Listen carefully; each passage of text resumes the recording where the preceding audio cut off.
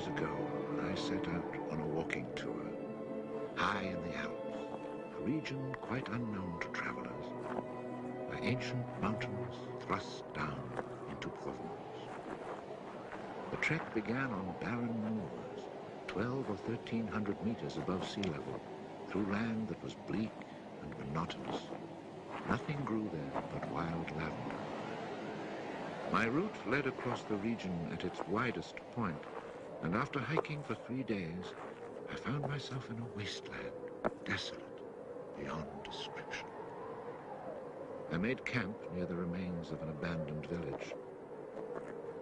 The day before, my water supply had run out and I had to find some. The cluster of houses, although they were in ruins, reminding me of an old wasp's nest, made me think that once there must have been a fountain, or perhaps a well.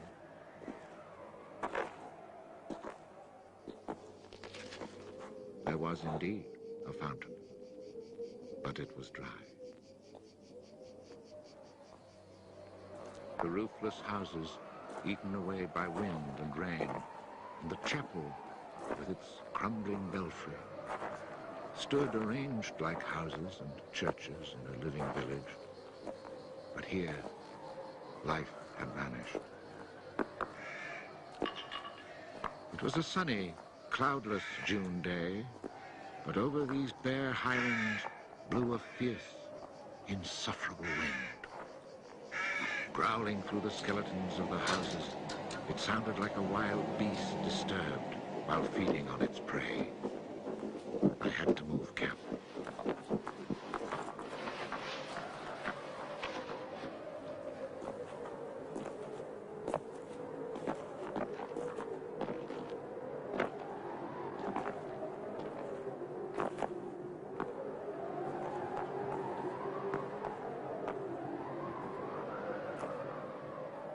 After 5 hours of walking, I still had found no water, and I could see nothing that gave me hope of finding any. Everywhere, I came upon the same drought, the same coarse weeds.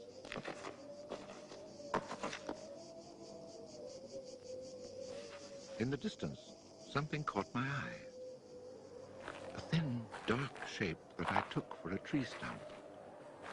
But just in case, I walked towards it.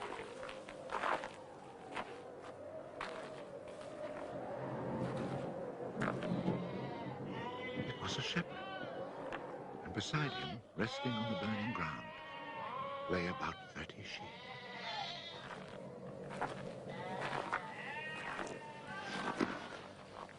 He let me drink from his gourd, and presently he led me to his sheepfold in a hollow in the plain. He drew water.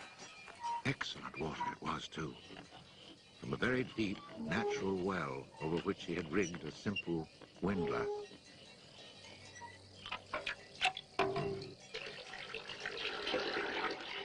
The man spoke very little, often the way with people who live alone, but he appeared sure of himself and confident in his assurance. It all seemed somehow strange in this barren land. He lived not in a hut, but in a real house, a stone house, whose walls clearly showed how his own labor had repaired the ruin it had once been. Its roof was solid and strong, and the wind on its tiles sounded like the sea upon the seashore. Inside, it was neat and tidy, dishes washed, floor swept, shotgun oiled. His soup simmered over the fire. And I noticed that he was freshly shaved, that all his buttons were firmly sewed on, and that his clothes were darned with that meticulous care which makes the mend invisible. He shared his soup with me.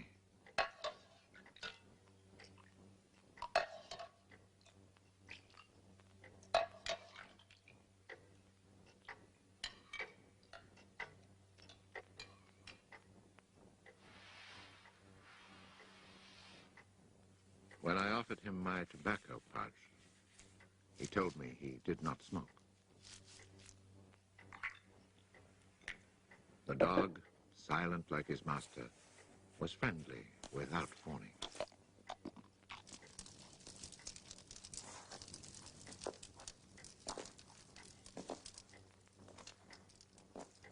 It had been agreed that I would spend the night. The nearest village was still almost 2 days' walk away. Villages in this region were few and far between, and I knew well what they were like.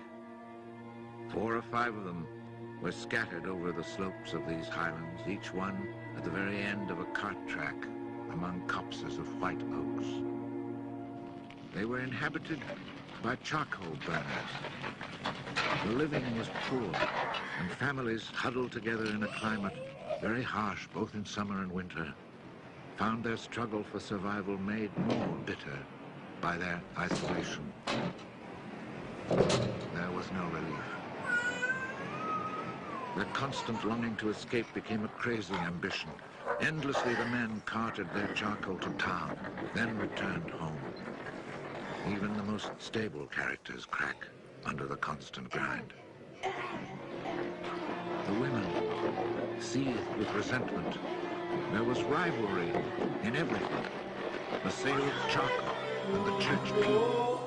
They were rivals in virtue and rivals in vice. And the battle royal between vice and virtue raged incessantly. And always there was the wind. The ever-present wind constantly grating on the nerves. There were epidemics of suicide and many cases of madness, nearly always ending in murder.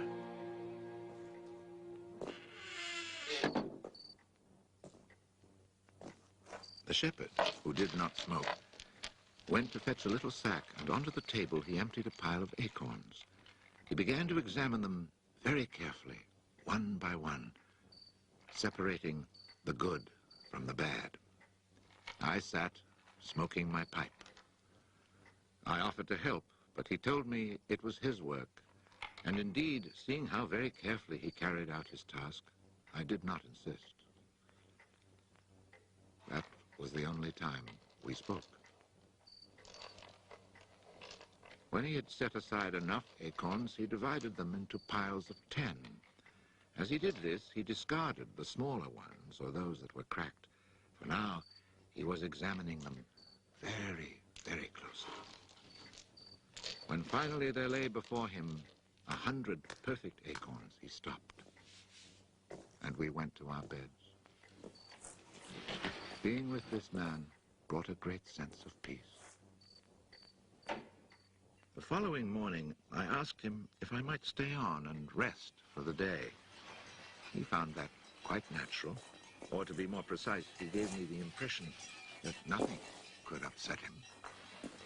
The day of rest was not absolutely necessary, but I was intrigued, and I wanted to learn more about him.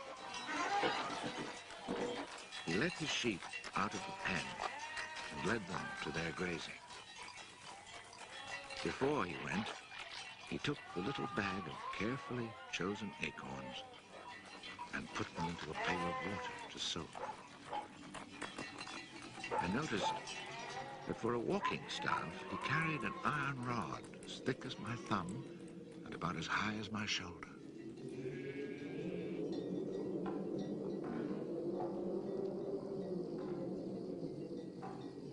Pretending to take a leisurely stroll, I followed him at a distance, but keeping on a parallel path with him.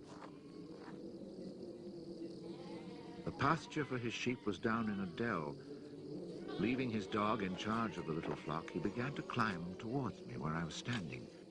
I feared he was coming to reproach me. Not at all. It happened to be on his way, and he invited me to go with him if I had nothing better to do. He was going a little farther on, to the top of the hill.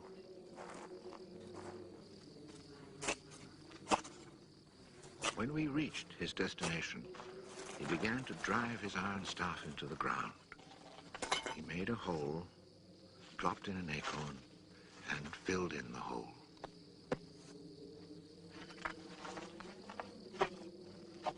He was planting oak trees. I asked him if he owned the land. He said no. Did he know who owned it? He did not. He thought it was common land, parish property, or perhaps it belonged to people who did not care about it. That did not concern him. So with infinite care, he planted his 100 acorns. After the midday meal, he began to sort out more of his acorns. I suppose I must have been quite insistent with my questions, because he answered me. For 3 years, he had been planting trees in that desolate country. He had planted 100,000. Of the 100,000, 20,000 had come up. Of these, he still expected to lose half, either to rodents or to any of the unpredictable things which only Providence can account for. That left 10,000 oaks to grow on this tract of land where before there was nothing. It was then that I wondered about the man's age.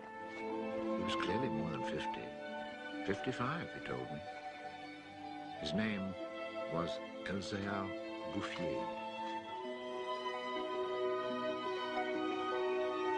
He had owned a farm down in the lowlands. It had been his life. He had lost his only son, and then his wife, and had withdrawn into this solitude where he was content to live quietly with his lambs and his dog. It was his opinion that the land was dying for lack of trees. He added that having nothing very important to do himself, he had resolved to remedy this state of affairs. I was young and only thought of the future as it affected me and my search for happiness. So I told him that in 30 years, those 10,000 oaks would be magnificent. He answered quite simply that if God granted him life, in 30 years he would have planted so many more that these 10,000 would be like a drop of water in the sea. Already he was studying the growth of beech trees and had a nursery full of seedlings grown from beech nuts. They are quite beautiful. He was also thinking of birches for the dales, where he told me there was moisture just below the surface of the soil. The next day, we parted. The following year came the First World War, in which I was engaged for 5 years. An infantryman was hardly likely to have trees on his mind.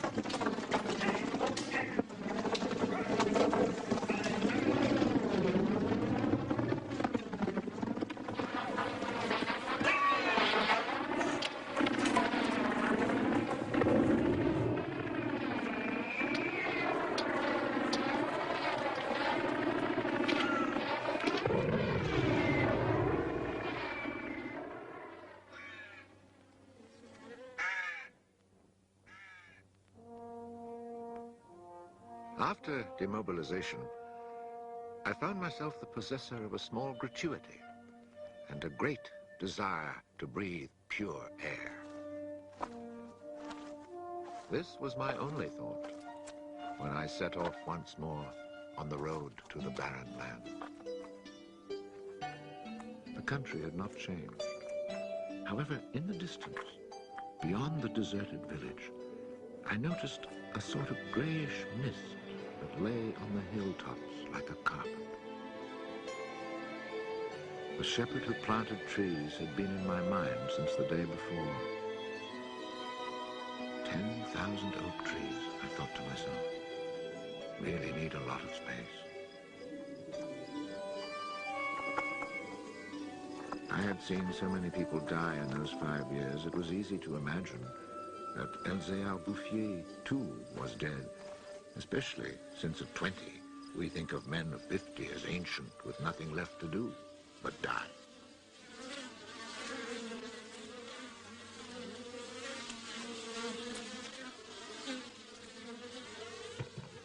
He was not dead.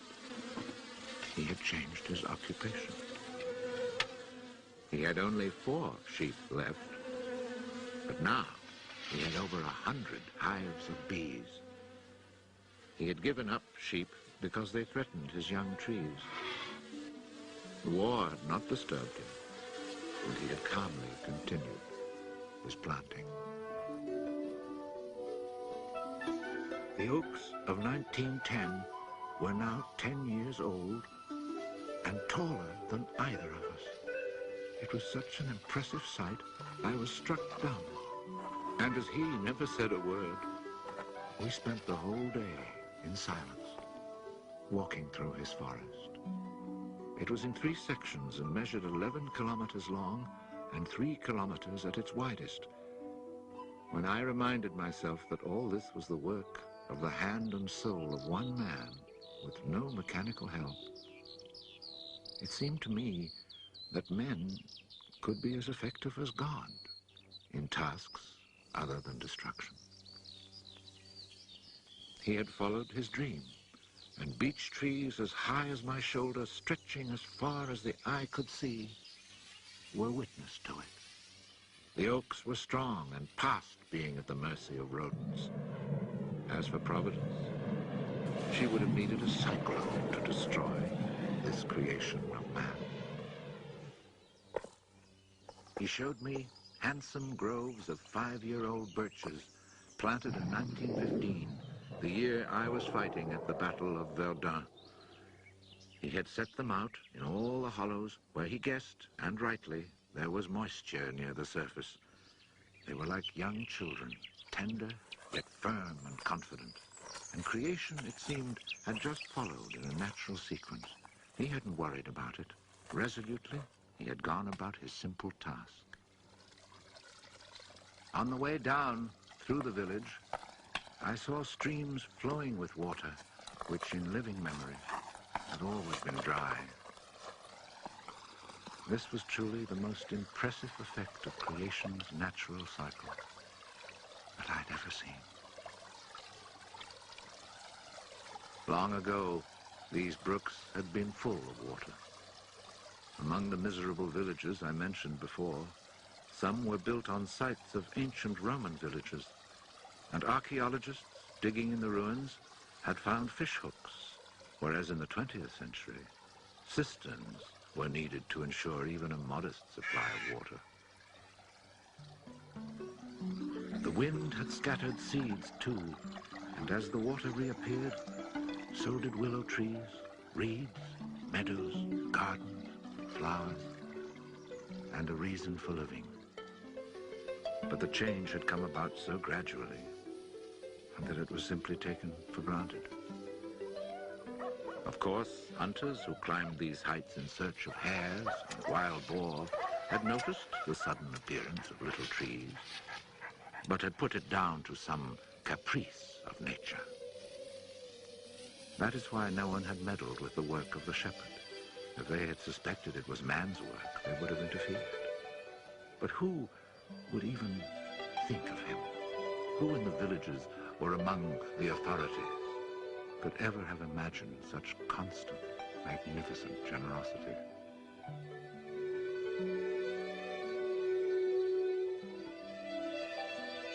Each year from 1920 on, I paid a visit to Garcia Bouffier.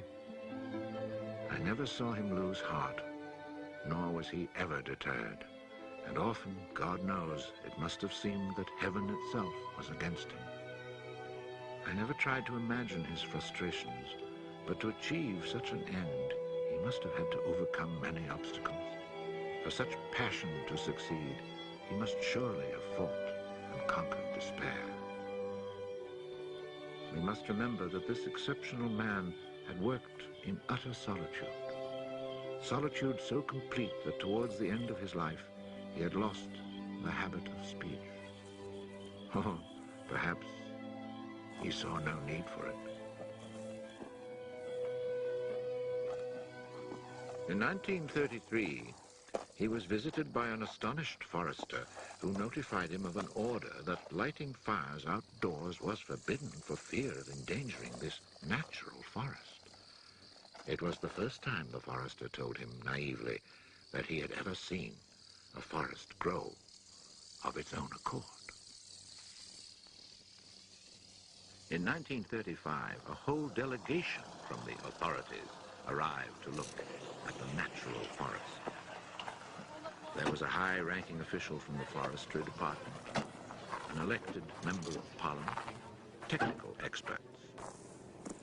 And there was a great deal of talk. It was decided something must be done. Fortunately, nobody did anything except for the one good thing. The forest was placed under government protection and charcoal burning was prohibited. For it was really quite impossible not to be enchanted by the beauty of these young, healthy trees. And they had even managed to cast their spell over the Member of Parliament.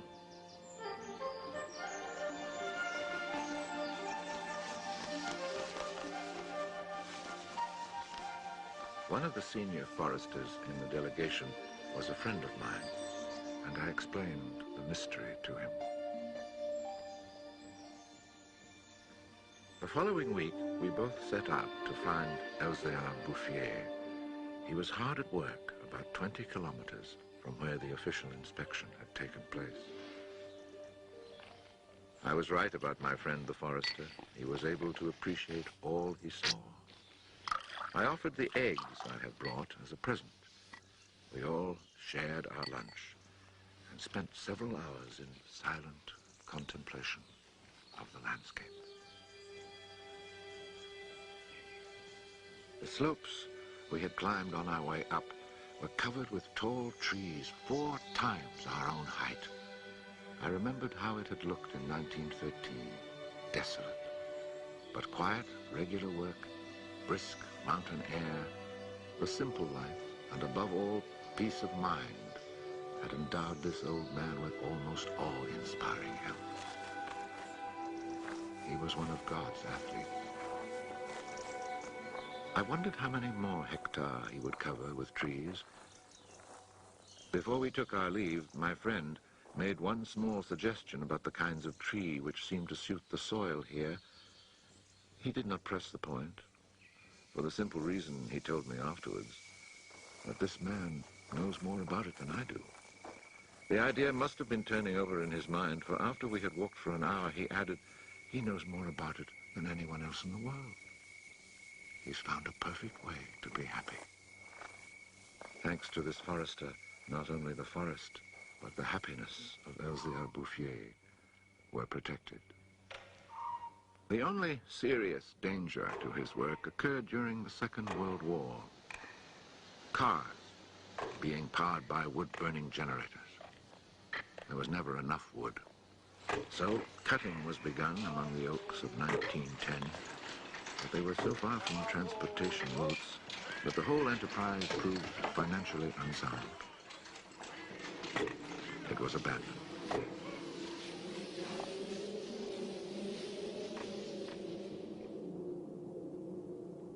The shepherd knew nothing of all this. He was 30 kilometers away, quietly going about his business, ignoring the War of '39 just as he had ignored it in 1914. I saw Elzéar Bouffier for the last time in June 1945. He was then 87. Again I had set out on the road to those barren moors. But now, in spite of the dislocation left behind by the war, there was a bus which ran from the Durance Valley up into the mountains. I decided it must be because of this relatively speedy means of transport that I could not recognize the places where my walks used to lead me. It took the name of a village to reassure me that I really was in that region that had once been desolate and abandoned.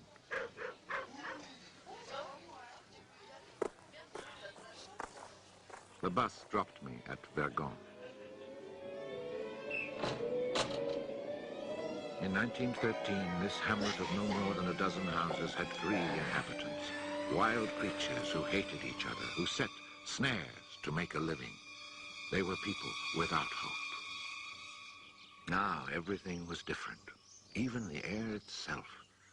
Instead of the harsh, dry winds of the past, there was a gentle breeze full of fragrance. From the mountain tops came a sound like rushing water.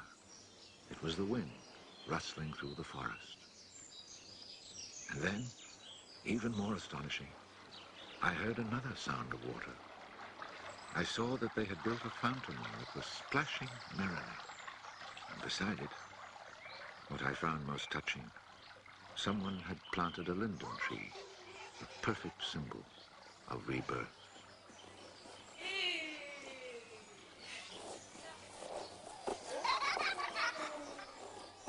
Moreover, their dance showed signs of the kind of labor that only hope can inspire.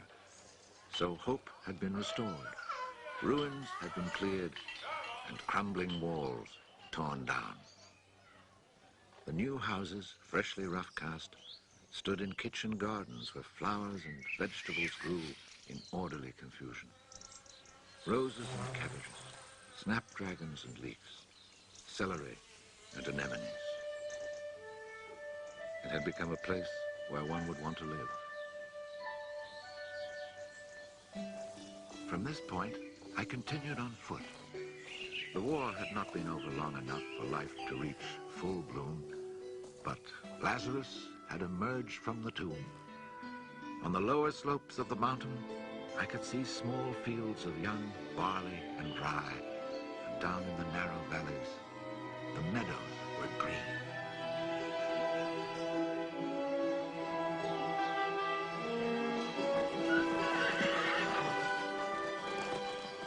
It has taken only 8 years since then for the whole countryside to glow with health and prosperity. Where I had seen ruins in 1913, there now stand clean, freshly plastered farmhouses, evidence of happy, comfortable lives. Dry springs fed by snows and rains, now conserved by the forest, have begun to flow again. In the maple groves, each farm has its fountain brimming over onto carpets of fresh mint.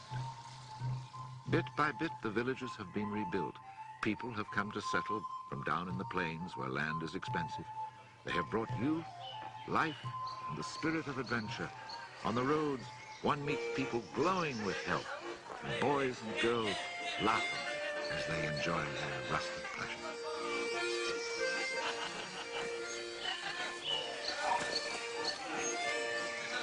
Counting those who lived here before, quite changed by their life in these gentle surroundings, and including the newcomers, more than 10,000 people owe their happiness to Garcia Lorca. When I think that one man, one body, and one spirit was enough to turn a desert into the land of Canaan, I find after all that a man's destiny can be truly wonderful. But when I consider the passionate determination, the unfailing generosity of spirit it took to achieve this end, I'm filled with admiration for this old, unlearned peasant who was able to complete a task worthy of God. Garcia Lorca died peacefully in Banon in 1947.